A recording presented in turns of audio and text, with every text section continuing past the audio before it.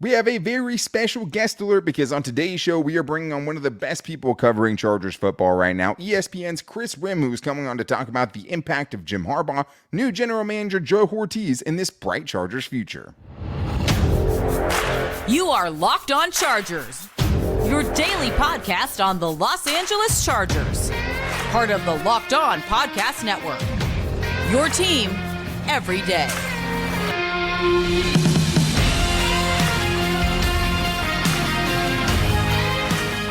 What is up, and welcome into the Locked On Chargers podcast. I'm your host, Daniel Wade, joined as always by my co-host, David Drogemeyer, and we've been covering the Chargers together now for 8 seasons, but this is our 6th year as the host of the Locked On Chargers podcast, bringing you your team every day. Thank you guys, as always, the everydayers, for making us your first listen today. And to make sure you never miss big interviews like the one we have on today's show, make sure to go subscribe or follow for free on the Locked On Chargers YouTube channel and listen wherever you get your podcast from. And David, we have a lot to get into with Kris Rhim, including why he thinks Jim Harbaugh is the best thing that could have happened to the Chargers this offseason, his initial reaction to the Chargers bringing in new general manager Joe Hortiz and also defensive coordinator Jesse Minter, and just how all of this is going to affect Justin Herbert, the draft, and this very, very crucial Chargers offseason. But today's episode is brought to you by FanDuel. Make every moment more. Right now, new customers get $200 in bonus bets if your best bet of $5 or more wins. Visit FanDuel.com/lockedon to get started. Here he is, Kris Rhim.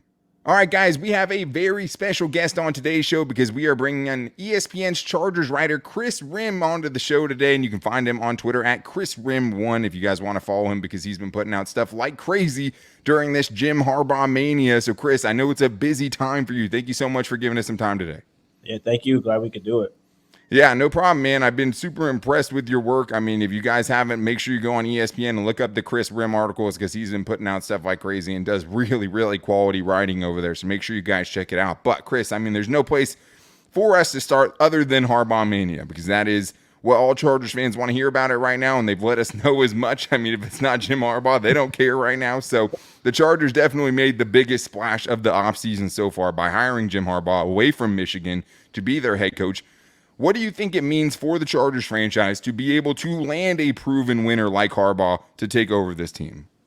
Yeah, I mean, it means – I don't want to get into hyperbole, but it means everything. You know, it's, a team in the second largest market in America that is, kind of been an afterthought in that market. Absolutely.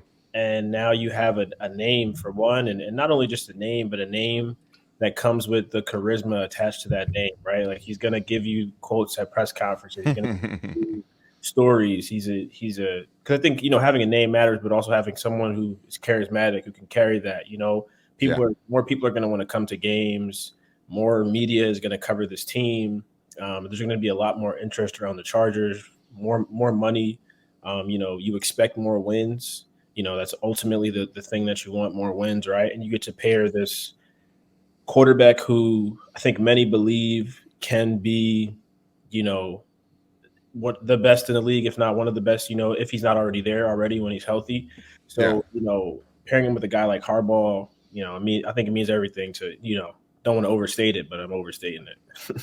Yeah, I mean, by all accounts, I don't think that's an overstatement. I think everyone. It doesn't feel like there's anything you can say at this point that sounds like hyperbole, especially with just how down Chargers fans were following up, 27-0 comeback by the Jaguars, and then you follow that up with a season where you lose to a division rival 63-21. David, it's like This feels like the second coming of Jesus. Like he is the Messiah for Chargers fans right now. Oh, absolutely. And it was just so universal. Almost to a person, everyone wanted Jim Harbaugh to be the head coach of the Chargers. And now it actually came to fruition, which still feels a little bit weird because Charger fans don't get what they want. So this is a very foreign feeling. But another piece of big news coming out of Monday is that the Chargers will likely hire Ravens director of player personnel Joe Hortiz to be their next general manager. It was always going to be important to the Chargers to find someone that would partner well with Jim Harbaugh, and they said that they've worked well in the past and they have an established relationship. What were your kind of initial thoughts on the new GM Joe Hortiz? Yeah, I think for anyone following the search, at least, it didn't come as a surprise. Probably the most that it was going to be either him or Brandon Brown from the Giants. Yeah, in my opinion, I thought either option sounded great. I think Hortiz brings a lot more experience than Brown had, and experience, getting great players, going on, not going on deep. Well, I guess going on deep playoff runs, but also just being in the playoffs, right? Building teams consistency, consistently going to the playoffs and playing the playoffs, and then he's dealt with his brother for past 12, however long he's been there for. I think 16 years he's worked with John Harbaugh. It's crazy. Yeah. So they've been working together, and I think that's a good sign that they have the familiarity with the family. He'll probably get invited to Thanksgiving this year. Yeah. And I think I got a text today actually from a friend who's also he covers another team, but he said after the Hortz expected to be hired.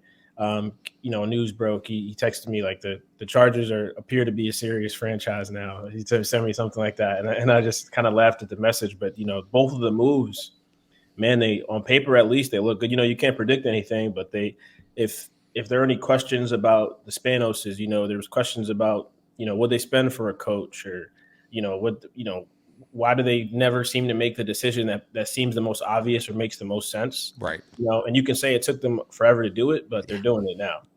Yeah, one, I think especially for them, it's like you also have to combine that with the fact that, in the last 3 coaching cycles they went through, Andy Reid was hired to be the Chiefs coach. Kyle Shanahan was hired to be the 49ers coach. Sean McVay also hired to be the Rams coach. It's like they've gotten it wrong, and they missed out on the big fish in every coaching circle or cycle, so far that they've needed a coach. So, I think with someone like Joe Hortiz, especially because of how much of a dumpster fire it was at the end and with the 49ers, right? Like, if you go to 3 NFC championship games and your worst season is an 8-8 year and you get canned after that, like, something is going wrong, right? That's not a performance. That's not a performance issue. Like that, Chargers fans would actually probably literally kill someone to go to 3 straight AFC championship games, right? So, I think for them to get someone like Joe Hortiz, to get someone like Jim Harbaugh, to be making what's considered the smart moves and moves that make sense, right? Trying to find cohesiveness, finding someone that is going to be willing to work along with a head coach, one of the few head coaches in the league that has full personnel control potentially, or do have as big of a power share as Jim Harbaugh is reportedly going to have.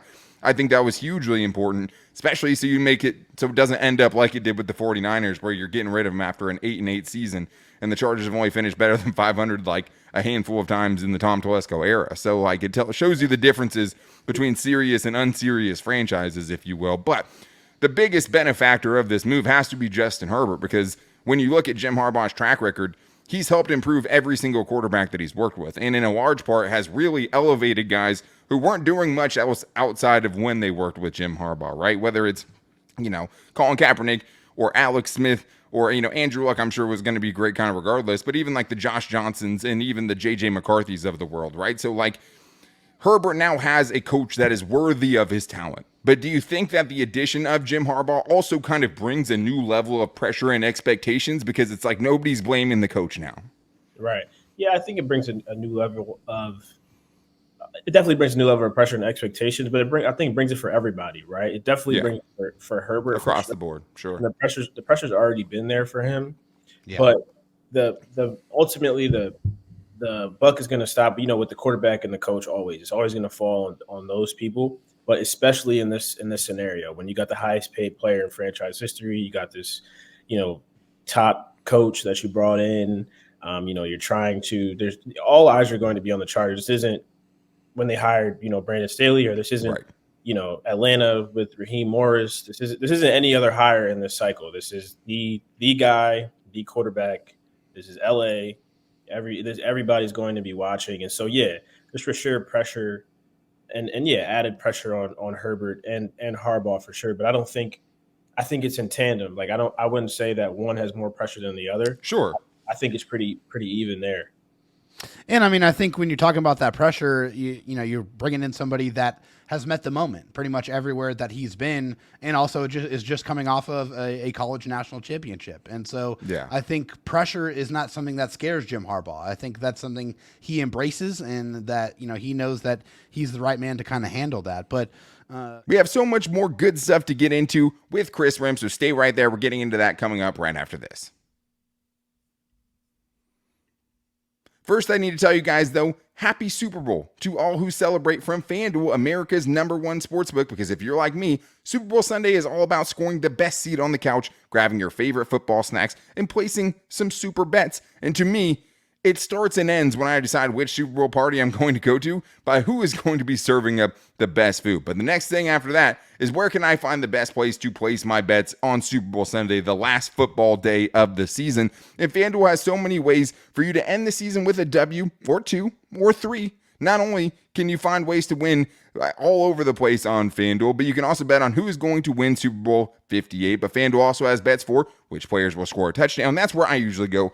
Anytime touchdown scores, it feels like Christian McCaffrey is going to be a lock for that one, right? How many points will be scored overall, and all the weird little prop bets too. That's my favorites. And also new customers right now, if you join today, you'll get $200 in bonus bets if your first bet of $5 or more wins. That means you get to find the best bet you like the most. As long as that $5 bet wins, you win $200 in bonus bets. Just visit FanDuel.com/lockedon to sign up. That's FanDuel.com/lockedon. Make every moment more with FanDuel, an official sportsbook of the NFL.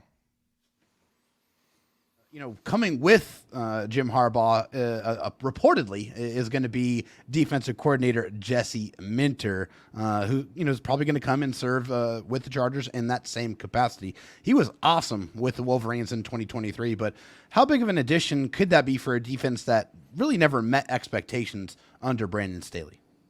Yeah, I think it could be huge, man. I mean, you look at what Mike Macdonald's doing in Baltimore currently, and you see a lot of the similar things that Michigan does now.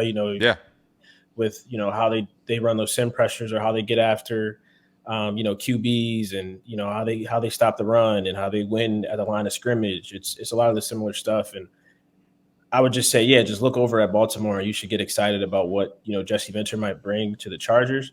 But I think a new defensive coordinator could make things maybe more simple for guys, on defense. Like, in the final 3 games, I thought Derwin played a little bit better than he had been playing when he was just asked to do, less of what he'd been. Not everything. Yeah, exactly. Yeah, less of what he'd been being included for, previously, because I think, obviously the scheme that Brandon was running had worked elsewhere. So you can't, you're not going to say it's a terrible thing, but, sometimes you got to adjust with what you have, right? And I think that might have been the issue here. And with a guy like Minter, it just seems like I think the defense will be excited, and it's all just about the players and who's coming back. It's really the biggest question about this team, right? Like, who's going to be on the roster? Yeah, like that. Who is going to be playing? So that's what I wonder. Like, I'm eager to see what the defense looks like. I'm also eager to see who's on it. Who's playing? Yeah. Yeah. That seems like a very important part of this, right? Is how many of these guys are going to be there. And I think that is the nice thing about Jesse Minter is like you look at someone like, Mike McDaniel, that took almost the same exact path, right? A few years with the Ravens, goes and does defensive coordinator duties for Jim Harbaugh, makes his leap back to the NFL, and has had, one of the top defenses the last 2 years. This year, the top scoring defense in the NFL. But as we kind of learned under Brandon Staley, though, it's like, hey, you can have a really good scheme. You can have a really proven scheme. But if something's getting lost in translation, you're just going to have a bunch of busted coverages in an attempt to have a perfectly covered play. You're going to have guys not doing what they're supposed to be doing. So the scheme is only as good as how good these players can go out there and execute it. So I think it's a great point that you bring up about just, hey, maybe that means it's a little bit simpler, right? But according to Jesse Minter, he went and took Mike McDaniel's defense with Michigan and made his own tweaks to it, right? It was Mike McDonald's defense. Jesse Minter came in and, according to his words, improved on it, right? And looking at what they did this year, it's hard to argue too much with that, but it is nice to see, okay, this guy has ties with Harbaugh, and also you've kind of seen this already play out with someone like Mike McDonald, where, you're seeing what they're doing, but they also had to go and get a Roquan Smith to get things to kind of actually start to click in, because that's what it was last year. Halfway through the year, they go get Roquan Smith, totally changed the way that defense looked. So the guys that they can put and finding guys to fit in Jesse Minter's defense is going to be just as important. But I think going into this season, though, not knowing what the players you have are, that's obviously going to be something that's going to hang over us until we find out. But you know who the coach is now, right? And the thing is last year, or even the last few years, you were going into these games feeling that the Chargers were at a major coaching disadvantage with Brandon Staley because he hadn't done it before, right? Especially when you're in a division like with guys like Andy Reid, with guys like Sean Payton in your own division, right? do you think that having someone like Jim Harbaugh helps you kind of bridge the gap? So you go into these games not feeling that you're going to be losing because there's some gigantic Grand Canyon-sized gap in the coaching on the sidelines. Yeah, for sure. I mean, Jim Harbaugh, when he, coached his first game, he'll be considered one of the better coaches in the NFL, probably amongst, That's a good point. His record is, he'd probably be considered among, I don't know, the 5 best coaches. I mean, I think he has the top winning percentage of any NFL coach right now as soon as he steps back out there, which is crazy. Yeah. So who else has gone to 3 conference championships in their, first 3 seasons, right? So it's for sure a advantage, right? And it, to be fair too, it wouldn't really matter who the coach was before him, right? And barring like, New England or, if he was like Kansas City's coach or something, or Denver's coach, right? It wouldn't really matter. He'd be an upgrade. Yeah. So yeah, you should for sure feel in the AFC West. When everyone had that arms race, a few years ago, and it kind of still played out with the Chiefs doing their thing. I think this offseason is another one of those where you look at it and you're like, okay, you look at it on paper and you say, okay, Andy Reid, Mahomes, Peyton, whomever. Yeah. You say Harbaugh, Herbert. If I was a fan, I'd like that combo comfortably number 2 in the division with the potential of, competing with that team that's run the division for, 7 years now. And the league. Yeah. Right. So I think the Harbaugh, like I said, he's definitely an upgrade, and he'd practically be an upgrade over most people. So, it's a great, again, it's like the best thing that they could have done. Yeah, I think so too. I just think it's nice to be able to go into games knowing that, you have a head coach that's going to change the way that other people view your franchise and view your football team. And I think that's what Jim Harbaugh brings to the table immediately. But if the Chargers want to succeed in 2024, I mean, they're going to have to draft exceptionally well to offset some of their, looming cap issues that are going to be coming on the horizon. With Jim Harbaugh coming from the college ranks, do you think that he has an edge, having played against and or recruited a lot of these players that have, been in college football recently? I mean, maybe. It's hard. Yeah, it is hard. Yeah, we've been talking about it too. You pay an entire, portion of your team to scout these guys, right? Like you have, guys in every region. You got guys responsible for the entire country, one side of the country, just the Southeast. So it's hard for me to say like they're at an advantage because of him, because at the end of the day, it's, Jim Harbaugh hasn't watched, more football than the Southeast regional scout that's scouting. Right. Because he's worried about his own team. Yeah, exactly. Like, if you say if you're talking about Michigan and he brings in players from Michigan, for absolutely he has an advantage. Yeah. And I'm sure, you're going to see possibly some, a few guys, whether they come as, UDFAs or if they draft someone from Michigan, right? Like they'll definitely have an advantage that way.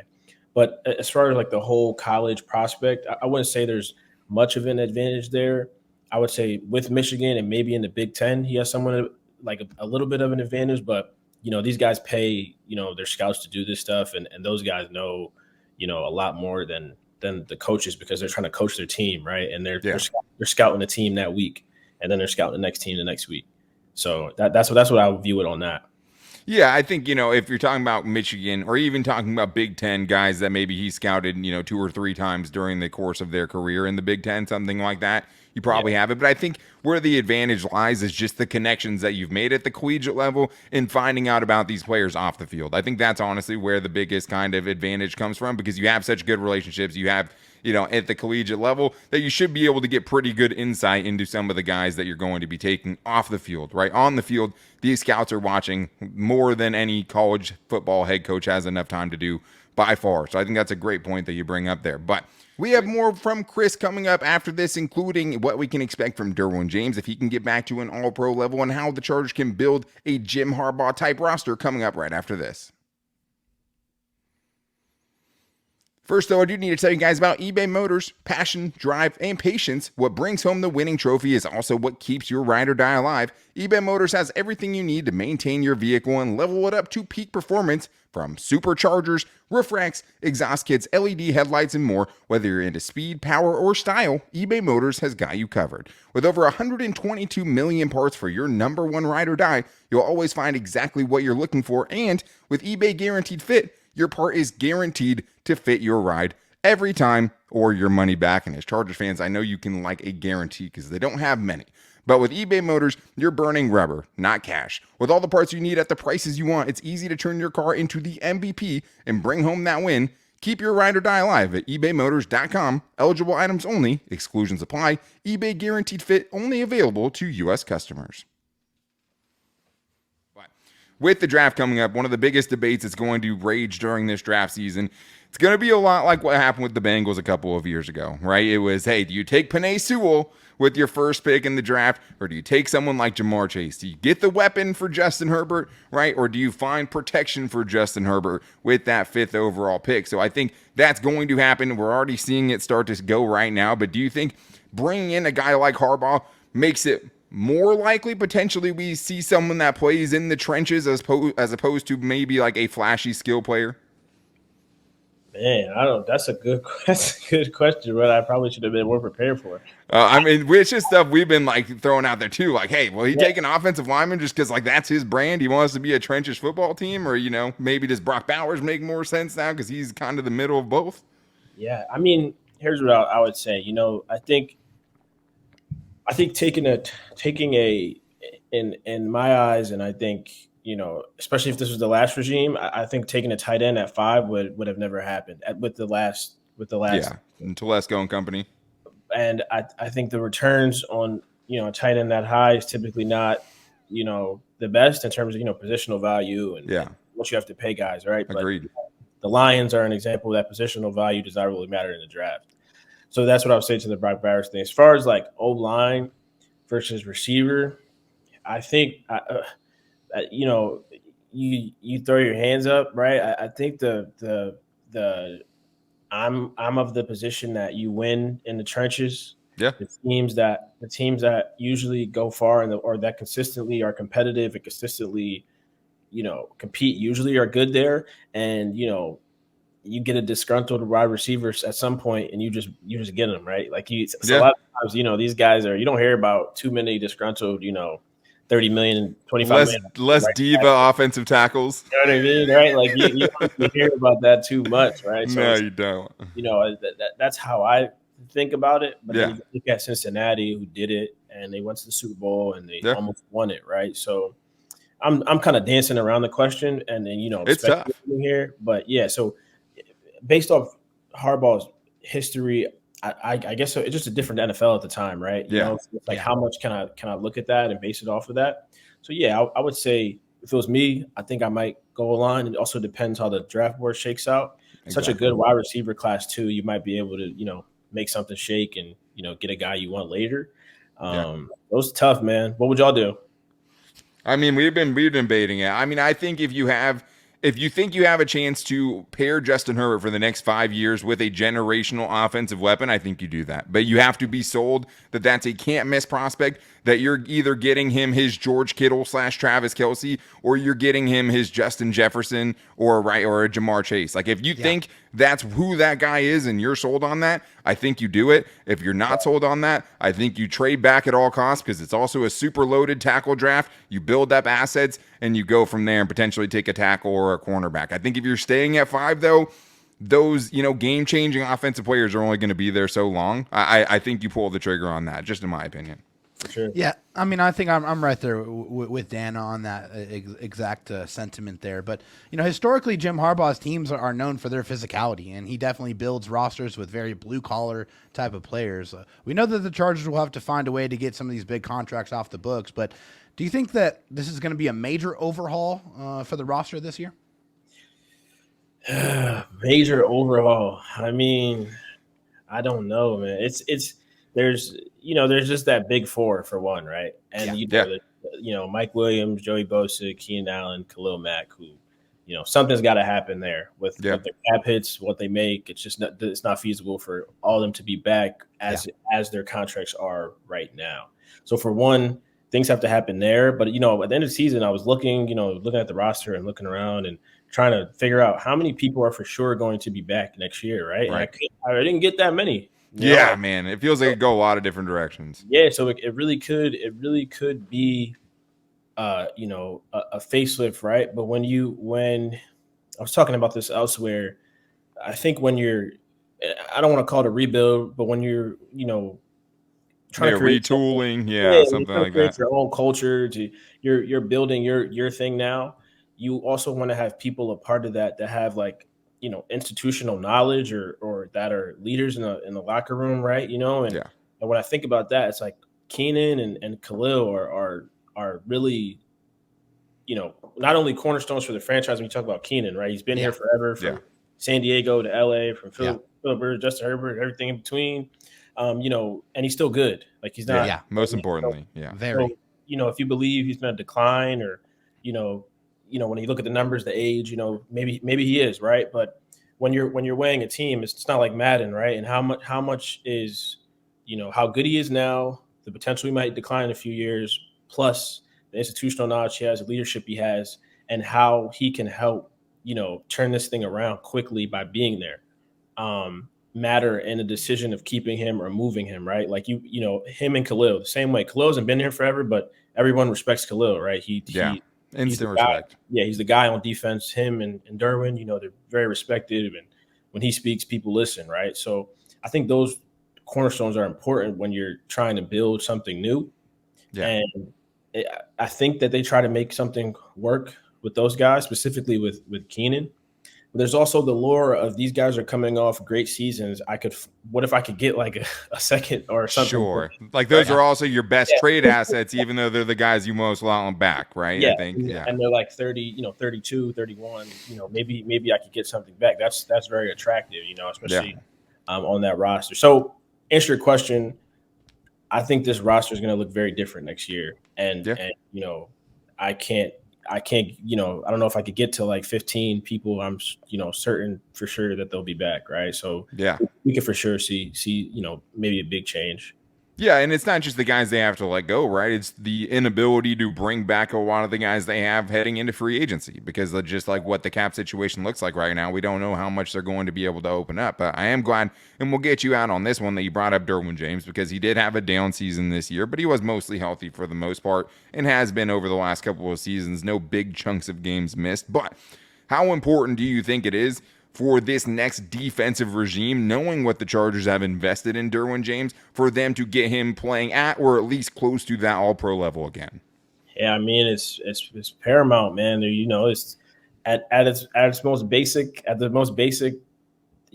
reasoning here. It's there's too much money invested into that position for you not to get returns on that, right? Like at the most basic level, right? And I think part of that was one of the reasons why they had him doing so much, because one, he's a great, brilliant player, brilliant mind, and you believe he can do all those things, but you're also paying him, to be more than just right that, you're trying to get your money's worth. Yeah, exactly, right. So you want to, but at the minimum, you just want him to excel, right? And that's why I think you saw them pull back, right? Because it's like at the end of the day, we got a really good guy who's one of the best in the league at what he does best, right? And what he does well, right? When he's playing free, when he's playing fly, when he can hit the crap out of people. And that's what you need to I think that's what you let Derwin do, right? And I think a new, mentor will come in, and, the new regime probably will see that and make that happen. But as far as getting him back to that, I would assume that's, on the, top of the list for the new DC. Yeah, I mean, and it feels like, it's not like he is slowed down at all by being the face of this franchise. Like, he is that. He is the leader. He is the guy that all these guys respect. And it does feel like he can get back to it physically. And, obviously he's had a lot of surgeries and things like that, but it still feels like, hey, that last stretch of the season, you saw him, right? And it felt like, hey, yes, Derwin James, you can have him do all these things. He has the ability to do all these things, but are you still getting the full version of him if you're pulling him in that many different directions and having him call the defense and line people up and do all those things? And I think you're totally right about, hey, when you simplified it there for him at the end, you let him play fast and you let him play Derwin James brand of football, which is big, physical, fast. he was playing a lot closer to the Derwin James that got that gigantic contract. So I think it's a great point. And I really appreciate you, Kris, making some time for us today. Make sure everyone, you go checking him out on Twitter at Kris Rhim1 on Twitter. And you can also find on ESPN anything Chargers related basically is coming from Kris Rhim at this point. He's doing a lot of great writing over there. So check ESPN because you're going to see a lot of good stuff from this guy going forward. In my opinion, a rising star in the industry and someone I can't wait to have on again. So, hey, thank you so much for coming on, man. We can't wait to have you back. Yeah, thank y'all, man. Glad to do it. Finally, it's about time. Well, another special thank you to Kris Rhim. Definitely excited to potentially have him back on the show again, especially as things continue to heat up this offseason. But make sure you guys are back here tomorrow because we'll be diving more into new Chargers general manager Joe Hortiz and why we like the move so much. And also another all-star signing because the Chargers are bringing in someone who can make a difference in the strength and conditioning room with Ben Herbert. We are very excited about that. So to make sure you don't miss tomorrow's show, go follow or subscribe for free on the Locked On Chargers YouTube channel and listen wherever you get your podcast from. And hey, if you watch on YouTube, make sure to subscribe to the podcast. If you listen to the podcast, make sure to go subscribe on YouTube so you have all the different ways to watch the Locked On Chargers podcast or listen to it. You can also find the show every day on our social media. You can find me on Twitter at Dan Talk Sports and David at Dro Talk SD, as well as the show's page at Locked On LAC. You can also find us on Instagram at Locked On Chargers and our Locked On Chargers Facebook page. We'll also be getting into a Chargers mailbag later in the week. So if you want to call in with your 30-second Chargers question, call into 323-524-7924. But we hope you guys enjoyed another great interview today with Kris Rhim, and we continue to bring the biggest interviews and get into all of the latest Chargers crazy offseason news, and we will continue to because it is your team every day, and we'll be with you guys tomorrow. But until then, take it easy and go Bolts.